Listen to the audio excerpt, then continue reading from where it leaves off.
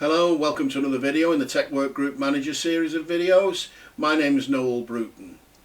Service level targets. Forget it. Here's how to smash your service level targets every time.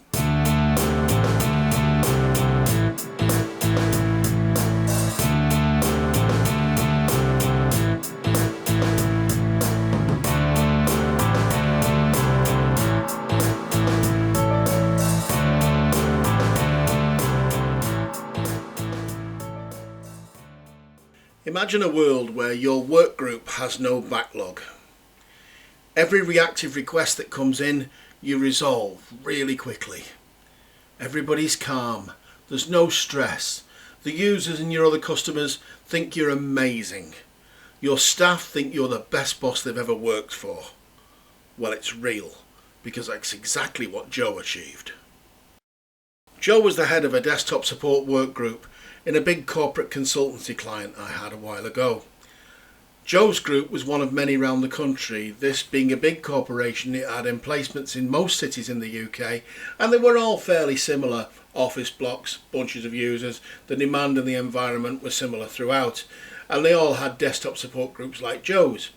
And everybody's figures were similar, except Joe's. Joe's group smashed every target, exceeded every other group by miles in terms of performance and customer satisfaction. I wanted to know what made him different, so I skeptically went to see this work group, expecting either frenzied chaos or frankly fraud. When I got there, it was a calm, quiet lab with reggae music playing, donuts being handed out. I went along to see how the users were treated, and the users treated the arriving technicians like visiting rock stars. What was going on? I asked Joe what was his secret, and this was it. You see, when a support request comes in, we deal with it. That was his secret. It didn't seem that special, but it was something nobody else was doing. Elsewhere, common mistakes were being made in other work groups. Others left it in the backlog to deal with it later, so there was a lack of ownership, which meant that nobody would be dealing with this particular item. Or they had a tendency to interrupt what they were already doing to start on this new request, building up nested interruptions, which just makes the backlog bigger. Or they never got round to it because they were already busy with work of their own making, which is otherwise known as self-logging. Joe's team did none of these things. They just did the work as it arrived. The common excuses are, we don't have the staff to be able to provide us faster service, and that's why we've got a backlog. Or we're always busy, so we can't clear the backlog. Well, it may be true that you're always busy, but are you always busy being productive? Have a look at the two graphs on the right hand side of the screen here. One shows a backlog that's steadily rising, and that may be out of control. But the other shows a backlog that in most desktop support groups is more likely to be the case, which is it rises a bit, then it falls a bit, then it rises a bit, then it falls a bit. But by and large, over a long enough period, the amount of work coming in is more or less equal to the amount of resolutions going out, which suggests that you are accidentally coping. And this idea of accidentally coping is important, because if you've used no science to arrive at how many staff you actually need, if you've just done it by adding more staff as you got busy rather than using some scientific workload measurement method, then you are accidentally coping instead of coping by design. Be aware of Parkinson's law.